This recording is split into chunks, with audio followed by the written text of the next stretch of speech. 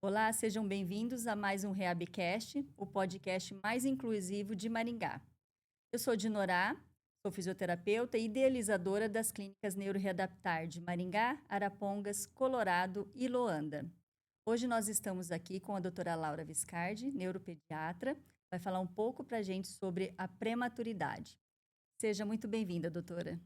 Muito obrigada. Queria agradecer primeiro o convite. Estou muito feliz de estar aqui. Prazer. Que bom, fico muito feliz também. Doutora, fala um pouquinho da sua vida fora do jaleco, né? Quem que é a doutora Laura fora da medicina? Bom, essa é uma pergunta bem difícil para mim, porque acho que até hoje eu busco um pouco quem é a doutora Laura fora da medicina. Afinal de contas, eu já estou na medicina há bastante tempo, mas eu acho que eu gosto de pensar que a medicina ela faz tão parte da minha vida que eu não consigo separar tanto isso.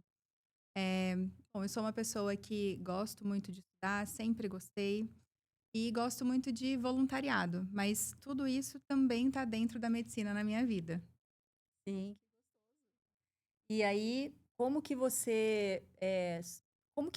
bateu no teu coração assim? Eu quero trabalhar com criança e dentro da neurologia. Bom, crianças acho que foi a primeira escolha, desde que eu decidi fazer medicina, eu já sabia que era pediatria, nunca foi só medicina. Eu brinco que nós temos os melhores pacientes, porque são os pacientes mais sinceros, mais legais, mais carinhosos. E acho que a pediatria, ela tem muito disso, né? E, bom, eu escolhi, na verdade, numa conversa com meu pai. Na época, eu queria ser astronauta, como uma boa criança. Aham. E meu pai me mostrou, assim, as áreas mais clássicas da formação. E acabou que eu escolhi medicina por gostar de cuidar das pessoas, o clássico mesmo da área médica, né? Hoje eu tenho, acho que essa minha opção foi uma opção muito precoce na idade, mas eu tenho a sorte de ter me apaixonado pelo caminho cada vez mais, pelo trabalho mesmo médico, e hoje eu adoro. E a neuro, bom, a pediatria antes da neuro, eu tentei fugir dela há muitos anos, porque a pediatria é uma área que às vezes na medicina não é muito bem vista, né? Por muito tempo não foi muito bem vista, por ser uma área que tinha uma questão de desvalorização e tudo mais. Hoje, dentro dessa área, eu não acredito mais nisso, mas na época era algo que me dava um pouco de medo. Mas eu me formei em 2018 e acabei fazendo um tempo de voluntariado médico na África, e lá eu trabalhei com muitas crianças.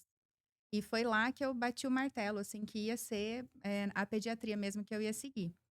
E dentro da pediatria eu sempre gostei de muitas áreas.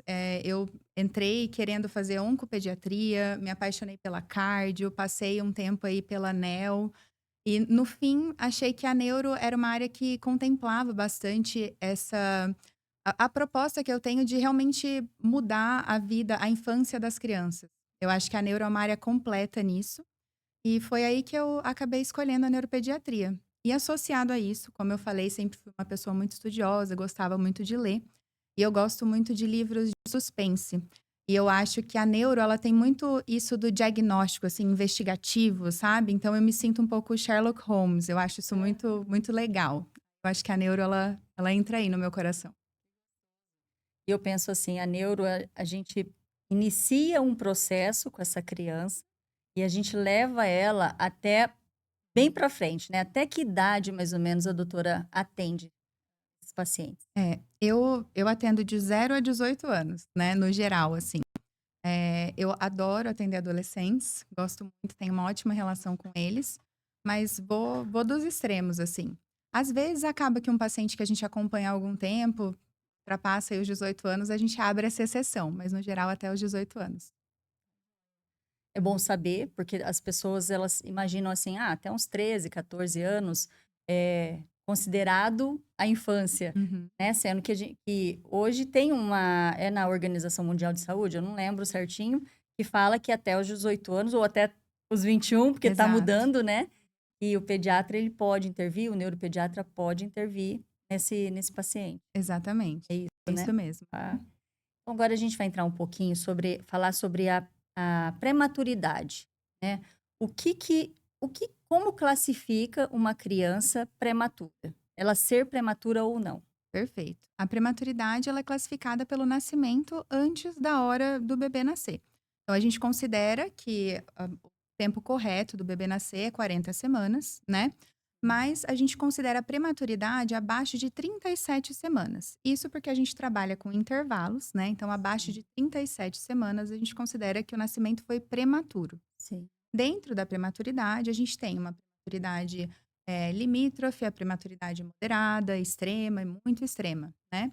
E o grande corte, assim, a título prático, para eu não ficar falando aqui sobre questões teóricas, que eu acho que pouco vão ajudar a população ouvinte aqui, seriam as 32 semanas. Então, seria abaixo do prematuro moderado, né? Até o prematuro moderado, que são 30 semanas para cima, a gente tem mais ou menos uma conduta de acompanhamento e tudo mais. Abaixo das 32 semanas, a história muda um pouco pela fragilidade que a gente tem, as mudanças cerebrais que a gente tem.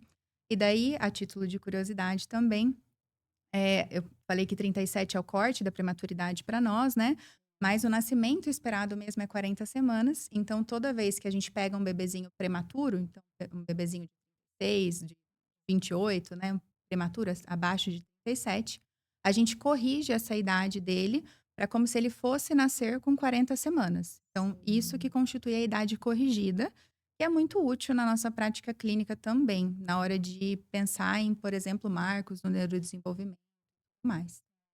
Então, vocês corrigem por exemplo, a criança nasceu ali de 8 meses, né? Então, quando ele fizer 1 mês, ele seria o marco do nascimento, entre Exatamente. aspas, né? Isso. É isso, É né? isso mesmo. Então, se 2 meses de nascido, ele estaria com 1 mês. O Exatamente. desenvolvimento seria 1 mês de vida ali. Que se Exatamente. espera para essa É criança. isso mesmo. A idade corrigida é a idade que ela deveria ter nascido. Sim.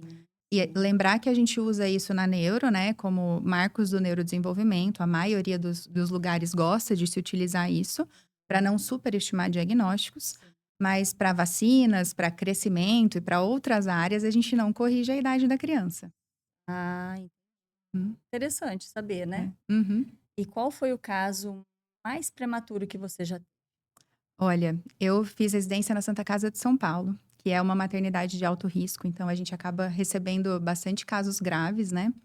E considerando que a prematuridade ela tem que ser né, um feto vigente, assim, um feto que tenha vida. Sim. Acho que o mais jovem que eu peguei foi 23 semanas. Era uma prematuridade bem extrema e foi um caso bem grave que infelizmente não sobreviveu.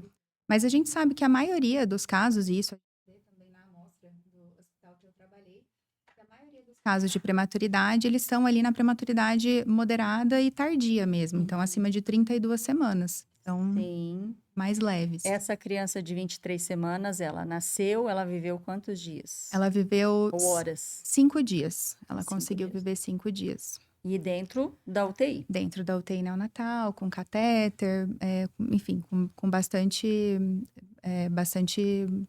mecanismos de ajuda, assim. Sim, sim. Uhum. Bom, eu vivenciei um pouco disso, né? Ah, é? Estava até conversando com a doutora ali nos bastidores, mas meu filho veio de 26 semanas de nascimento Uhum. e quando ele veio, né, o médico obstetra, ele falou, Dinorá, rompeu um vaso sanguíneo dentro do meu útero, que ele chama de vasa prévia. E ele falou, Uhum. olha, tentou estancar, não conseguia estancar, e eu levei uma gestação tranquila. Eu não sei o porquê daquilo, porém, eu sou muito agitada.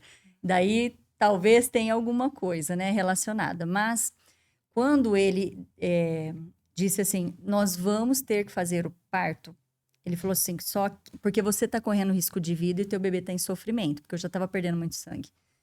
E aí eu falei, bom, o que eu vou fazer? Só me resta fazer oração aqui, porque não tem, né? Não tinha o que fazer. Tem que nascer, tem que nascer. E aí nasceu, eu não vi no momento, né?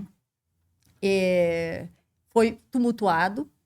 Então ali nasceu uma mãe especial também, que eu não tinha muito conhecimento, apesar de já ter 7 anos de formação em fisioterapia. E trabalhava com ortopedia, então não trabalhava nada com a neuro, né? E aí, quando eu fui vê-lo, 2 dias depois, porque a história é, eu fico dentro da maternidade e a UTI era em outro hospital. Então, eu tive que ficar ao mesmo tempo que qualquer outra mãe que fez uma cesárea, eu tinha que ficar ali aquele tempo, né? Observação e tudo mais. Então, quando eu fui vê-lo, me impactou, porque eu não tinha ainda visto uma criança prematura extrema. Porque ele era totalmente formado, mas ele não tinha as gordurinhas, né? Não tinha formação ali, era tudo muito fininho, o braço era fininho, os dedinhos. Nasceu de 37 centímetros, 990 gramas, então era 1 quilinho de carne, a gente brinca, Uhum. né? E aí foi uma luta diária. Passou por várias coisas, intubação e tal. Eu tive a sorte dele não ter pego nenhuma infecção na época, então foi uma prematuridade que foi correndo o seu ciclo ali dentro da UTI. Eu fiquei 43 dias na UTI. Ele que ficou, né? Eu não Uhum. fiquei. E eu observava nesse meio tempo que as mãezinhas prematuras, elas ficavam junto assim que essas crianças fossem receber alta para maternidade. E um belo dia, o hospital me ligou e falou: Dinorá, você precisa vir aqui porque você vai para maternidade junto com o teu filho. E era um outro hospital mesmo, né? Uhum. Daí eu falei, mas espera lá. Tipo, eu não vou ficar uns 2 dias aqui, igual todas as outras mães. Aí elas falaram assim, a médica falou, olha, as crianças pegaram uma infecção e seu filho foi o único que não pegou. Então eu preciso tirá-lo daqui. Daí eu falei, meu Deus. E aí, aquela mãe que não sabe assim se o filho ia sair da UTI, se não ia sair, não comprei roupinha, não comprei nada. E eu falei, e agora? Saí correndo para tentar achar alguma roupinha. Eu brinco que eu passei ferro porque não dava tempo de lavar, né? Uhum. E fui para a maternidade. Ele, 43 dias, então ele nasceu de 26 semanas, acho que ele estava ali com seus 32 semanas, mais ou Uhum. menos, né? E segundo me falaram, depois você pode até me colocar a Uhum. verdade aqui ou não, mas na época, né, 17 anos atrás, que a partir de 33 semanas, a criança ela já tem uma condição de lembrar que está respirando. É assim, ó, o sistema respiratório dela já está um pouco mais amadurecido do que na idade. Então, quando ele foi para a maternidade comigo, não prescreveram a cafeína que estavam dando na UTI. E a cafeína, segundo eles, também é uma forma de mandar Estimular. informação para o cérebro para que ele deve manter ali o sistema respiratório em funcionamento. E aí ele teve algumas paradas respiratórias que me deixaram maluca. Eu fiquei mais de 24 horas olhando para ele, eu e meu marido, né? Eu dormia, ele olhava, e aquele rolo. E a médica também que estava acompanhando, que inclusive acompanhou ele depois de um tempão, ela falou assim: tem alguma coisa que está faltando. E aí ela entrou em contato com a UTI e descobriram. Aí ela deu uma dose cavalar de cafeína, né? E a partir dali, graças a Deus, não teve mais nenhuma parada. Mas nesse tempo, então, ele nasceu prematuro, ele saiu de uma maternidade, foi, né? Teve que ir de ambulância para um outro hospital. Provavelmente, não sei, mas deve ter sido ambusado, né? Até Uhum. chegar, até ser entubado. Então, talvez nesse trajeto também possa ter acontecido mais coisas, Uhum. além da leucomalácia periventricular lá, que eles falam, que é esse rompimento de vaso sanguíneo próximo aos ventrículos. Você poderia explicar um pouco para as pessoas que tiveram, porque eu tenho amigas que tiveram filhos prematuros antes das 32 semanas, né? Uhum. O que que acontece nessa mudança, se é da atmosfera, ação da gravidade, o que é que acontece com esse cérebro desse bebê? Claro. É bom, a gente tem que a prematuridade por si só, ela já é um fator de risco para vários acometimentos cerebrais, né? Não só cerebrais, como multissistêmicos, como você falou também da parte respiratória, de apneias, né? Que também tem o caráter cerebral, mas também pode ser respiratório. Mas do ponto de vista cerebral, que é a minha área, a gente tem aí duas grandes lesões que podem acontecer no cérebro do prematuro, né? Então, a gente tem a leucomalácia periventricular, que é uma necrose de substância branca, tá? Que acontece. Então, ela deixa ali algum tipo de sequela, normalmente em trato motor. E a gente tem também as hemorragias peri e intraventriculares, que são essas hemorragias que acontecem em região ao redor do ventrículo, tá? A leucomalácia ela é uma lesão isquêmica, então de falta de sangue, e as hemorragias são uma lesão de excesso de sangue, né? De sangramento. Aham. As hemorragias, elas podem causar uma leucomalácia, porque quando sobra sangue de um lado, a gente tem um sangramento de um lado, a gente pode faltar sangue em outra região, né? Ou ali Sim. mesmo naquela região, que afinal de contas, o sangue que é solto ali na região, ele não é um sangue que está dentro do vaso para irrigar aquela área, né? Então pode gerar uma área de isquemia e evoluir para uma leucomalácia. Mas não é uma evolução obrigatória, elas são lesões diferentes e complementares que podem evoluir, mas não necessariamente. Uhum. Falando um pouquinho sobre as hemorragias, né, perintraventriculares, a gente divide aí em 4 graus. O primeiro grau é uma que pega ali só a matriz germinativa, que é onde tem o nascimento ali dos neurônios, das células da glia. Então, é uma região muito importante. Mas essa hemorragia grau 1 e a grau 2, que é ali na região periventricular, é uma hemorragia que tem um bom prognóstico no geral. Então, ela não necessariamente ela causa grandes sequelas. Sim. Quando a gente progride aí para uma hemorragia grau 3, grau 4, né? A grau 3, ela é uma hemorragia intraventricular com dilatação de ventrículo. E a grau 4, ela vai ser intraparenquimatosa. Aí a gente já tem um prognóstico um pouco mais, com um pouco mais de sequela, né? Não necessariamente um prognóstico ruim, mas que tenha um pouco mais de sequela. E a gente tem que ficar mais de olho em relação a isso. Elas não são lesões evolutivas, né? Então, não quer dizer que a grau 1 vai necessariamente evoluir para grau 2, que a grau 3 não possa regredir para uma grau 2. E isso a gente vai acompanhando através de ultrassom transfontanela na UTI neonatal mesmo, tá? Isso acontece porque a gente tem uma fragilidade ali dos vasos da região, né? E da própria região cerebral, não só do ponto de vista vascular, mas da região Sim. como um todo. Pela prematuridade, porque afinal de contas, a parte ali do cérebro, da vascularização, ela não estava pronta para ser exposta às variações de temperatura, oxigênio, pressão, que estão fora do útero materno, né? Sim. E isso acaba gerando aí esse desbalanço que não estava esperando acontecer. Uhum. E a leucomalácia periventricular é essa lesão isquêmica que acontece, né? Normalmente em volta ali dos ventrículos mesmo. E também pode gerar sequelas, e a principal sequela que ela causa são as sequelas motoras. Então, não é obrigatório, mas ela tem um alto risco de paralisia cerebral no futuro. Pacientes que têm a leucomalácia têm um risco um pouco maior, não diria alto, mas um pouco maior de paralisia cerebral no futuro. Sim. E isso, assim, o bebê nasce prematuro, logo em seguida, pela diferença de pressão ou temperatura, igual você falou, já acontece esse rompimento? Não sei se existem estudos que levam tempo ou não. É. O que você O que diz? acontece é assim, na verdade, não é obrigatório, não é todo bebê prematuro que, embora passe por essa variação de pressão, temperatura Sim. fora do organismo materno, que vai acontecer alguma dessas lesões, né? Eles estão mais propensos, mas não é obrigatório.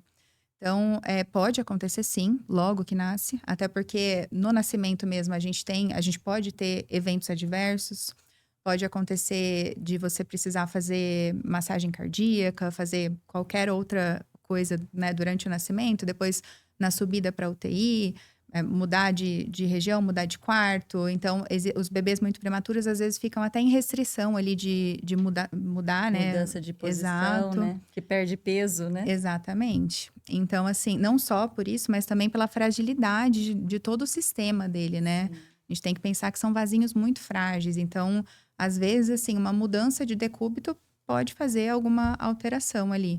Então, assim, certeza a gente provavelmente não vai saber. Claro que um paciente que tem aí uma parada cardiorrespiratória ou que tem algum trauma mais severo, a chance é maior e a gente atribui normalmente a isso. Aham. Mas não é obrigatório. Sim. Eu lembro na época que eu estava lá, então o meu filho nasceu de 26 e tinha uma outra criança que tinha nascido de 28 semanas. E aí a gente veio conversando na época, né? E com 1 aninho de idade, essa mãe me chama pro aniversário da criança. E eu pegava o Murilo só tinha controle cervical, porque o tronco não tinha nada ainda, perto de 1 ano. E aí eu fui pegar essa criança no colo, ele quase subiu em cima de mim, eu levei um susto, porque eu falei, nossa, a diferença é muito grande. E aí ele não tinha ficado com nenhuma sequela. E ele foi uma criança que pegou uma infecção difícil dentro do hospital, complexa, inchou muito, assim, teve risco, além da prematuridade, ainda teve esse risco muito grande, né? E mesmo assim, ele não teve, assim, essas lesões aonde teve esse comprometimento. Se ele teve na cognição depois, de alguma forma, eu não sei, porque depois a gente acabou não tendo mais esse vínculo, né? Foi se a gente começa a entrar em outras histórias, né? E acaba que eu não acompanhei mais ela. Mas a parte motora dessa criança eu fiquei admirada ainda, inclusive, né? Porque é raro. Hoje a gente tem uma clínica que é trabalha apenas com neurologia. E, obviamente, que só vai vir criança que tiver algum atraso no neurodesenvolvimento. Mas a maioria que a gente pega tem atrasos perto das 28 semanas, abaixo de 30, né? É engraçado que vem assim pra gente, 26, 28, aí acima de 31, 33, vai pulando alguns números. E crianças com 33 semanas de lesão, às vezes muito mais grave do que um prematuro extremo ali perto das 26. Então, varia, né? Vai depender talvez do manejo, da forma que nasceu. Sabe uma coisa? Eu acho muito legal a gente abordar esse assunto, porque acho que é uma dúvida grande, assim, dos pais que eu atendo e tudo mais. Então, muita gente, né, procura a gente, claro, para um diagnóstico, e o grande diferencial de se ter um diagnóstico é falar de prognóstico, né? Sim. Então, acho que todo mundo tem essa ansiedade de, mas será que meu filho vai andar? Será que ele vai falar? O que que vai ter de sequela? Sim. E o que eu falo para os pais é, eu adoraria saber, eu adoraria ter uma bola de cristal, mas infelizmente eu não tenho, né? E o que eu falo é, isso vai depender de muitas variáveis. Então, vai depender de infecções no período pré ou perinatais, né? Mesmo depois que saiu da UTI, uma infecção, ela pode gerar uma lesão cerebral, né? Isso vai depender da localização da lesão, do tamanho da lesão, porque existem, por exemplo, lesões menores que em regiões que são talvez mais importantes, vamos dizer assim, que passam mais fibras nervosas de alguma área, uma lesão menor pode causar mais dano do que uma grande lesão numa área que não é tão importante assim, né? Sim. Então, vai depender do tamanho, da localização, vai depender do estímulo precoce que a gente faz. Mas são muitas variáveis, então é muito difícil a gente conseguir prever esse tipo de coisa. Sim. O que eu falo é, as variáveis que a gente pode controlar, a gente vai controlar. Com certeza. Então, a gente vai fazer a estimulação precoce, a gente vai ficar de olho em infecções, né? Evitar infecções. Nós vamos acompanhar essa lesão para saber se essa lesão está tendo um aumento ou não, né? Porque quando a gente fala em paralisia cerebral, né? Que é a grande questão aí do bebezinho prematuro. A paralisia cerebral, por definição, é uma lesão que acontece em um cérebro em desenvolvimento e que gera uma sequela obrigatoriamente motora. Não necessariamente cognitiva, mas é comum que se tenha cognitiva associado, mas não é obrigatório, tá? Então, quando eu falo nessa definição, é uma lesão que não vai crescer. A lesão, ela vai continuar daquele tamanho, é uma lesão pontual, tá? Mas existem outros acometimentos, que não são a paralisia cerebral, que podem gerar lesões que vão crescer. E isso é algo que a gente tem que observar, acompanhar para fazer esse diagnóstico diferencial também. Sim. Tem alguns casos que a criança, ela, além da paralisia cerebral, ela desenvolve a hidrocefalia. Você poderia fazer uma explicação sobre esse caso para algumas mães também? Qual que seria o tempo que poderia acontecer? Quais são os sintomas, os sinais ali que podem acontecer para a mãe ficar em alerta? Perfeito. Então, lembra que agora há pouco a gente falou das hemorragias peri-intraventriculares, né? Sim. Quando eu tô diante de uma hemorragia intraventricular, grau 3 e grau 4, no geral eu tenho esse aumento aí do ventrículo, e na grau 4 eu tenho as lesões intraparenquimatosas, então dentro ali do cérebro, espaçadas. Isso pode gerar nas intraparenquimatosas regiões de cistos, então o tecido ele morre, acaba acumulando água naquela região de tecido morto, forma como se fosse um cisto mesmo. E aqueles cistos eles podem se confluir e aumentar ali aquela região cerebral, né? Então a gente pode, e dentro do ventrículo, quando eu tenho a grau 3, posso ter um acúmulo ali de água pela região morta em volta do ventrículo, de cérebro que inviável em volta do ventrículo. Vou ter esse aumento da água ali naquela região e causa uma hidrocefalia. Então, normalmente nesses casos, a hidrocefalia, ela não é uma hidrocefalia que aumenta a pressão intracraniana, porque não é um líquido que está empurrando o tecido, né? Ele é um tecido ali que morreu, um tecido cerebral que morreu, e quando ele morre, ele libera esse líquido e o espaço que sobra de tecido morto, ele vai ser composto por esse líquido que está correndo aí no nosso sistema nervoso. Então, isso acontece normalmente em vigência dessa sequela desse tecido que não é mais viável. Sim, tá? sim. Me lembra as outras perguntas, desculpa. Tá, não, é porque eu tô pensando aqui, ó, quando o Murilo aconteceu isso, né? Então teve essa morte interna ali, próxima aos ventrículos, e quando você observa a imagem de uma ressonância, você observa uma imagem escura, eu não sei se é a ressonância ou se é a tomografia. Tanto Depende do faz, corte, isso, dá pra isso, ver. então tá. Então ele forma uma área escura, né? Então teve só eu falo que é uma camada, como se fosse um ovo de Páscoa, né? Uma camada do lado direito, do lado esquerdo dele, que sobrou o cérebro, e aí o resto é água, É é líquido líquido. isso, aham. Tanto que, água não, né? Ele é o Não, líquido que existe ali dentro do próprio cérebro, né? Aí eu perguntei, mas isso pode causar alguma coisa? Pode aumentar a pressão? Ele falou, olha, do Murilo, ele não é contido, ele é uma hidrocefalia contida, ele não vai desenvolver, mas aí qual seria o parâmetro de entender qual que vai desenvolver, qual que não vai desenvolver? Você teria, assim, também uma resposta? É normalmente o motivo da gente ter essa hidrocefalia, né? Então, essa hidrocefalia, na verdade, esse acúmulo de água, nestes casos de sequela mesmo, né, de tecido inviável, ele se dá não porque o líquido está sendo hiperproduzido e empurrando o tecido cerebral. Sim, Esse líquido, ele ocupa o tecido cerebral que morreu. sim, Então, ele não vai aumentar a pressão, porque, na verdade, ele não ocuparia aquele espaço se a gente tivesse o tecido viável ali naquela região. Então, sim. dificilmente ele vai evoluir para uma hidrocefalia Nesse hidrocefalia contexto. hipertensiva neste contexto. Entendi. Então, assim, o risco de uma hidrocefalia hipertensiva seria em outros contextos que não esses contextos sequelares de prematuridade, nestes casos, tá? Sim, sim. Então, não necessariamente, né, uma criança que tem paralisia cerebral e que teve essa condição, ela vai também ter hidrocefalia. Não necessariamente. Não necessariamente, e não é que a prematuridade ela protege contra uma hidrocefalia hipertensiva. A criança prematura que tem uma hidrocefalia, ela pode ter uma hidrocefalia hipertensiva, mas daí seria por outro causa, outro mecanismo, tá? Entendi. E uma criança nascida a termo, que é de tempo certo, ali das 38, 40 semanas, Uhum. ela pode ter risco de ter hidrocefalia? Pode ter risco, porque, na verdade, quando a gente tem a lesão de um tecido cerebral, ela não acontece só pela prematuridade, né? Uma criança termo, ela pode ter acometimentos durante o período ali perinatal, que geram uma sequela cerebral.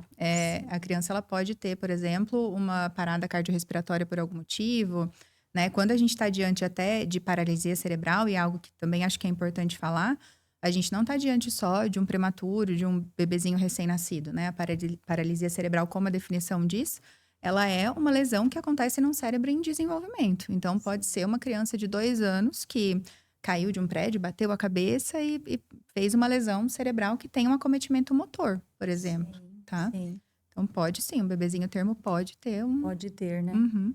E quais são as condições neurológicas que é mais provável ter num prematuro? Que durante assim esse processo que às vezes você começa ali a fazer o atendimento dessa criança, que você começa a observar a parte motora, a gente já está Uhum. comentando, mas quais são alguns outros acometimentos que podem acontecer com a prematuridade? Pois é, acho que além da paralisia cerebral, que a gente já falou um pouco, né? Outras questões que acho que vale a pena a gente pontuar aqui são os transtornos do neurodesenvolvimento, né? Que são autismo, TDAH, entre outros. Os mais famosos são esses dois. Sim. A gente sabe que uma prematuridade abaixo de 32 semanas, então um pré-termo abaixo do moderado, ele vai ter um risco de até 5 vezes maior de ter um transtorno do neurodesenvolvimento. Então, é algo que a gente monitora com bastante cautela, né? Sim, sim. E a minha filha, né, veio 4 anos depois do Murilo, e nós iniciamos um processo de investigação, porque na época do Covid, ela estava na fase onde ela entra lá no primeiro ano do ensino fundamental, né? Então, a fase onde ela estava aprendendo a ler, e foi difícil. E aí, gente, será que é pelo Covid? Tá fazendo os estudos em casa? Será que isso tá. E aí nós descobrimos, né? Uma psicóloga estava atendendo ela dentro da minha clínica, ela falou: Dinora, eu acho que a sua filha precisa fazer um exame do PAC, que é do processamento auditivo central. Eu estou achando que possa ter alguma alteração, porque nós conversamos e muita coisa ela não compreende do que a gente conversa.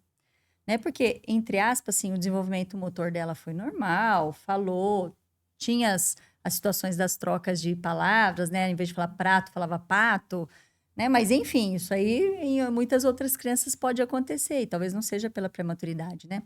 E no início do desenvolvimento, a gente fez essa observação. Porque eu acredito que deve acontecer de aparecer pacientes assim lá na sua clínica, né? Poxa, a criança ela não está conseguindo acompanhar a escola, e aí, de repente, pode fazer esse pedido, né, de ver se realmente é o processamento auditivo, ou será que é um TDAH? Porque às vezes a criança ela pode ter o TDAH, mas de repente ela não necessariamente ela pode ter uma alteração no processamento auditivo central. É ou não, assim, essa. Então, esse é um assunto polêmico aí da neuropediatria, né? Mas vamos lá. O transtorno do processamento auditivo central, né? Ele não é um diagnóstico pela neuropediatria, tá? Ele, pelo CID, né? Ele não tem critérios diagnósticos que façam a gente pensar que ele é um diagnóstico. Sim. E a partir do momento que ele não tem critérios diagnósticos suficientes, é muito difícil a gente investigar ele, né?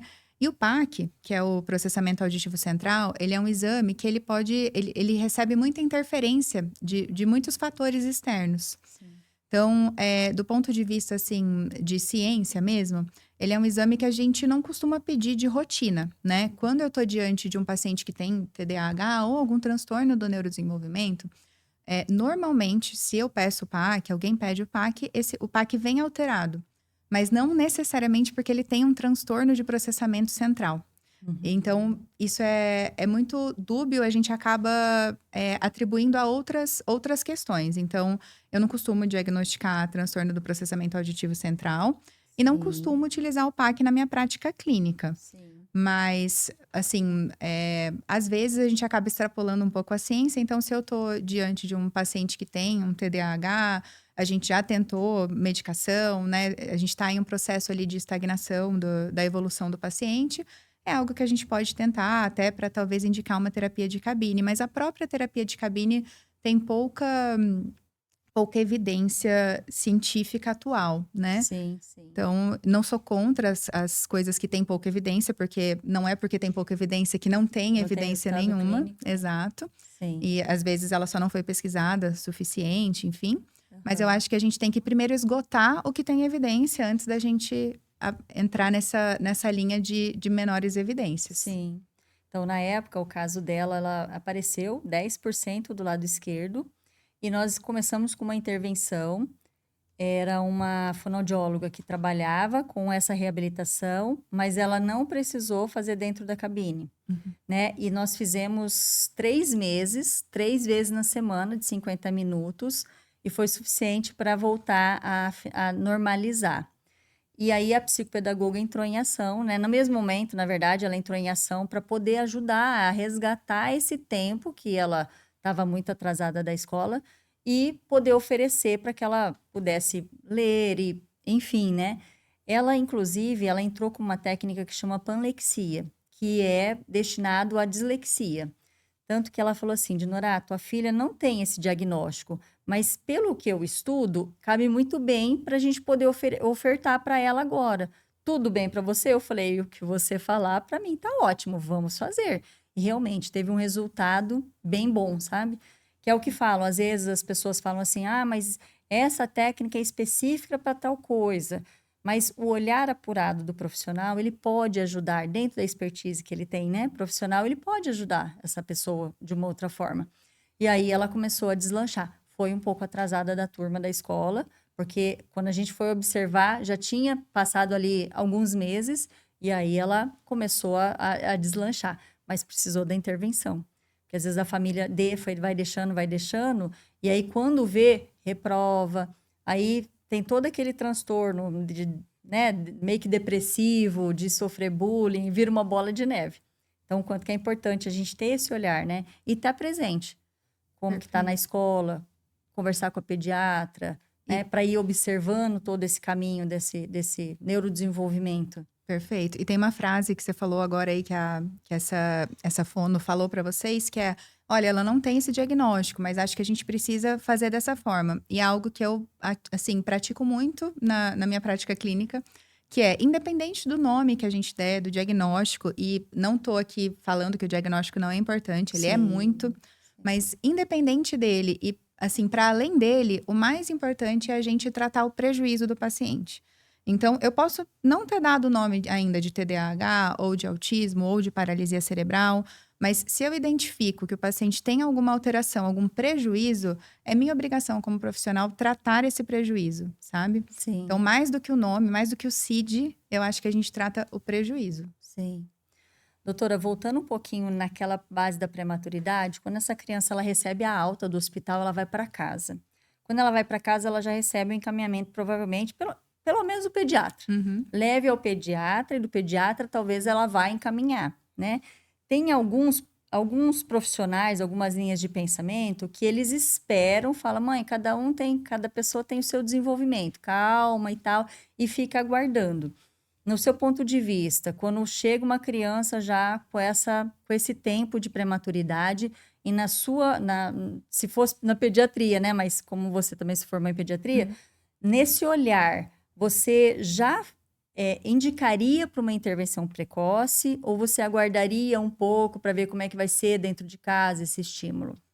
O que eu penso é assim, vou responder em partes essa questão. Sim, Então, sobre isso de cada um ter o seu tempo, é algo muito perigoso. Ele não está completamente errado, essa frase, mas é uma sim, frase um pouco perigosa dependendo da interpretação. sim. Então, quando que ela é verdadeira, né? A gente tem o intervalo de tempo que a gente espera que cada criança adquira esses marcos do desenvolvimento. E dentro desse intervalo de tempo, que é um intervalo que às vezes chega aí a 3 meses, até mais, cada criança pode ter o seu tempo, dentro do intervalo esperado. Sim, Fugiu desse intervalo esperado, aí isso não é uma verdade, isso deixa de ser uma verdade e a criança ela tem um atraso, né? sim, Então, normalmente o atraso é mais comum do que a criança adquirir o marco na frente, muito na frente, né? E mais sim. prejudicial. Então, e como que a gente sabe disso, né? Isso é algo também que eu acho muito interessante, porque uma vez um pai me perguntou assim, ué, mas como que você sabe que de tal a tal idade meu filho tem que sentar? E realmente é uma dúvida, né? Aham, E isso não é da nossa cabeça, né? São estudos muito grandes que pegaram aí várias crianças. O mais famoso é um estudo inglês, me fugiu o nome agora do autor, sim. mas que ele pegou milhões de crianças rígidas, sem nenhuma doença previamente conhecida, e estudou quando que 90% dessas crianças adquiriam os principais marcos do neurodesenvolvimento. Quando eu falo isso, né, eu falei de 90% dessas crianças. Existem 10% dessas crianças que continuam sendo rígidas, então sem doença, que adquirem esses marcos fora da faixa etária. Uhum. E são as variações da normalidade. Mas na medicina e na ciência, na área da saúde, a gente trabalha com probabilidade. Sim. Então, se eu estou diante de um paciente que tem um atraso, eu não posso pensar que ele faz parte desses 10% como minha primeira hipótese diagnóstica. Ela Uhum. pode sim ser uma hipótese diagnóstica de uma variação da normalidade, mas eu tenho que considerar que ele tem um atraso por algum outro motivo. E aí é minha obrigação tanto investigar esse motivo, mas Sim, principalmente, daí entra naquela frase anterior, tratar o prejuízo do meu paciente. Porque sim, isso é um prejuízo. Então, sim. eu sou a favor da estimulação precoce. Eu acho que a Uhum. partir do momento que a gente detecta um atraso, detecta um prejuízo, a gente tem que encaminhar, até porque mal não vai fazer. Sim, E aqui também eu quero fazer um adendo rápido de que não é quanto mais terapia, melhor, sim, mas quando indicado, a gente precisa indicar sim a terapia. sim. Uhum. E o terapeuta, muito bem formado, vai com certeza saber até que ponto essa terapia precisa ser feita. Então, o Sim, terapeuta ele vai avaliar. Já aconteceu comigo, de eu encaminhar um paciente e falar: puxa, ele está ali limítrofe, vamos avaliar, ver o que, que a físio, o que, que a fono acha. E uhum. a físio avaliou e falou: não, acho que dá para esperar um pouquinho. Tudo bem, a gente espera. Eu acho que Sim, na dúvida, eu prefiro pecar pelo excesso. sim, é melhor. E essa relação entre profissionais, né, multiprofissional, ela é importante para ter Super. esse olhar, né? Que às vezes a gente precisa fazer o encaminhamento e pedir um relatório prévio ali de uma avaliação para ver se realmente esse meu olhar ele está condizente ao olhar de alguns outros profissionais, né? Eu dou curso de treinamento locomotor, porque, na verdade, quando eu tive o Murilo, é a história que os pais chegam e perguntam: Uhum. quando que meu filho vai andar? Não sabe se vai falar, se como é que vai ser na escola. Então eu me apaixonei por essa área e tanto que eu bati muito. Hoje, dentro da minha clínica, tem muita tecnologia relacionada ao desenvolvimento da marcha. E aí, dando um curso no fim de semana, né, nesse fim de semana, inclusive, eu comentei com os alunos o seguinte: às vezes chega uma família que nem veio indicação do médico e a criança nem é prematura, ou às vezes acima de 32 semanas, né? Que talvez não teve tantas intercorrências, e ela está com atraso no desenvolvimento neuropsicomotor. E aí eu falo para eles, vocês têm que entender a relação interpessoal. O que que é? Essa criança é cuidada por quem? Como que ela está? Se ela nasceu em janeiro e quando é junho, que na nossa região faz frio, ela está cheia de roupa, que fica até dura, não vai para o chão, não senta, não explora. Eu falei, provavelmente é falta de estímulo. A gente também tem que ter esse olhar, né? Porque Com certeza. fica com a avó. Ah, mas vai sujar. Ah, mas... Aí, às vezes, os pais são mais rígidos, assim, falam assim, não pode machucar, não pode ter um arranhão, não pode ter... Porque a nossa geração tá assim, né? Uhum. E aí, às vezes, a avó acolhe tanto, fica tanto no colo, que ele também não explora, não desenvolve. Eu falei, então, a gente tem que ter esse olhar, entender esse processo familiar para ver o quanto que, às vezes, está faltando ali, somente deixar brincar, deixar no chão, deixar com o priminho, o irmãozinho brincando, né? Tem essa Perfeito. situação que às vezes acontece. Perfeito. Acontece muito dentro da sua clínica de chegar uma criança e você observar que é mais relação interpessoal do que propriamente o diagnóstico? Olha, muito eu não sei, mas acontece às vezes. E eu acho que, para além disso, assim, às vezes não é. Acho que a falta de estímulo, ela não aparece só em um paciente como um diagnóstico diferencial, ela pode ser um diagnóstico complementar. Então, se eu tenho um paciente que tem uma paralisia cerebral, que tem um atraso no desenvolvimento por algum motivo, e faz só a fono durante a sessão da fono, ou só a físio durante a sessão da físio, Aham, é um paciente que vai ter um desenvolvimento mais limitado. E isso a gente vê. sim, Se não é aplicado em casa, isso sim. não é necessariamente efetivo. E o que eu gosto de dar exemplos para ficar mais visual para os pais. Então, o que eu falo é assim: eu sempre pergunto para eles, uma pessoa, um homem, que quer ficar muito forte. A gente tem dois grandes homens que querem ficar muito fortes. E daí, um fica 15 horas na academia, um dia no mês.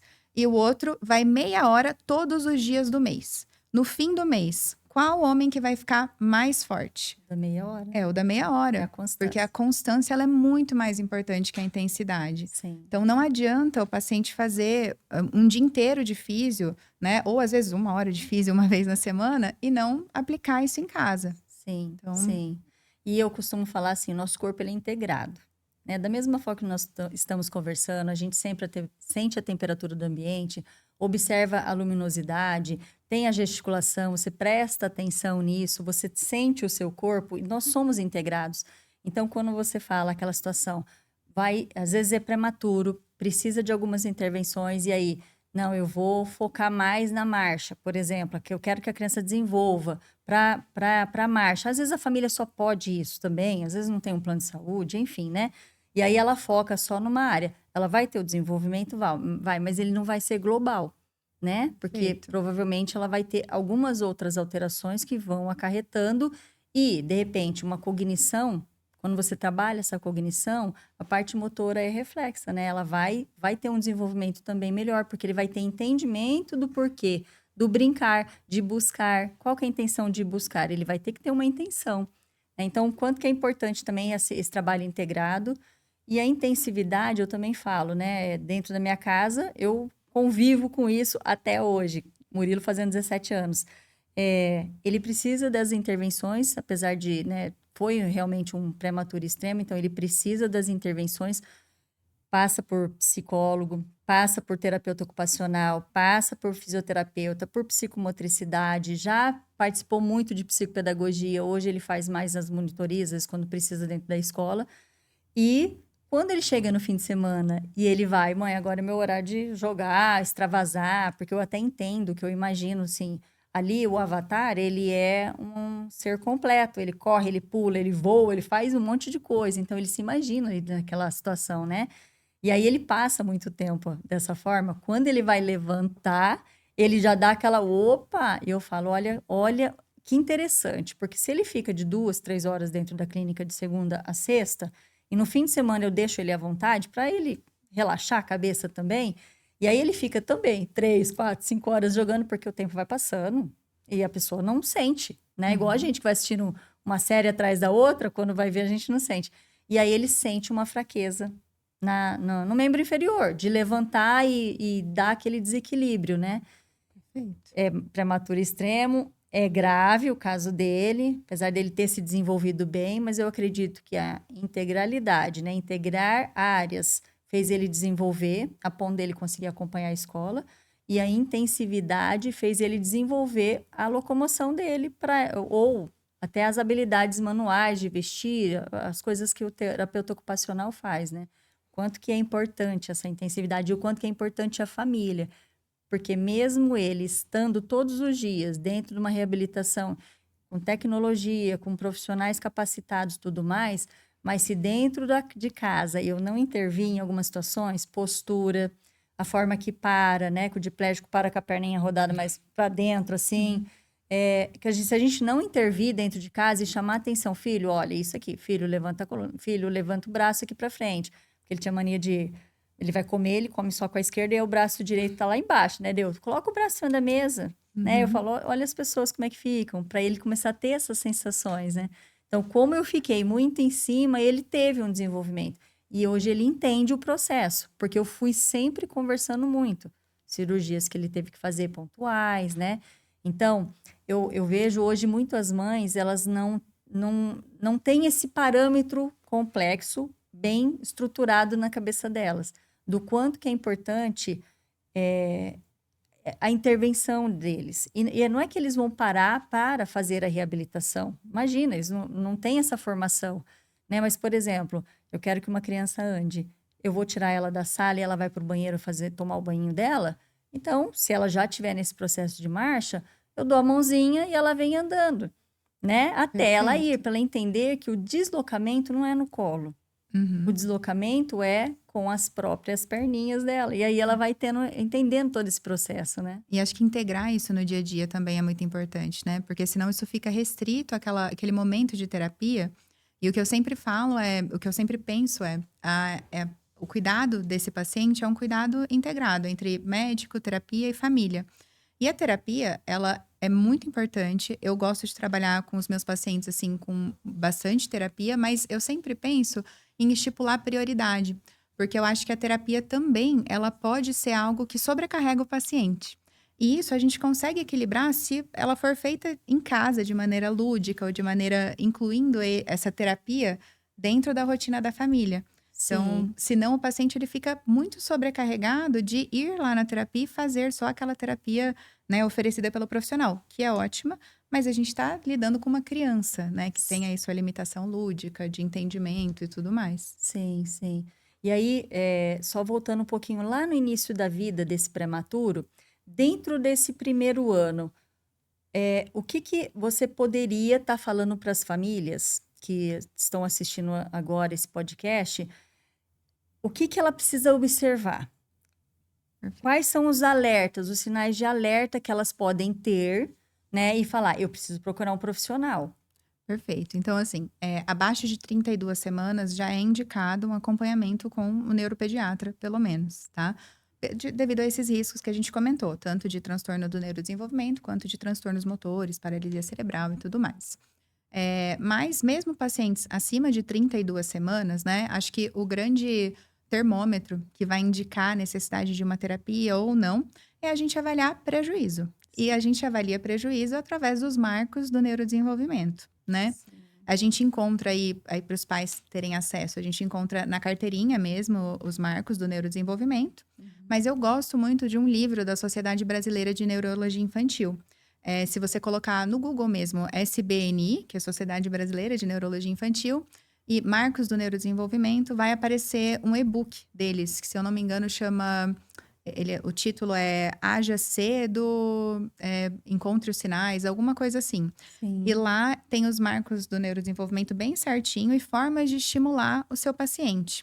Lembrando que esse é um livro não para prematuros, é um livro para global, né? Sim. E daí, os prematuros, a gente corrige a idade pela idade provável ali do nascimento, que seriam 40 semanas. Sim. Então, não adianta você pegar um bebezinho prematuro com idade não corrigida de 1 mês e querer que ele faça os marcos de 1 mês, né? Que são corrigidos. Mas abaixo de 32 semanas, então, o paciente, ele obrigatoriamente deveria passar com o neuropediatra. Nessa faixa etária, acho que vale super a pena uma avaliação oftalmológica, porque a gente tem aí a retinopatia da prematuridade, a gente tem outros acometimentos que podem inclusive interferir, né, no nosso ponto de vista de desenvolvimento.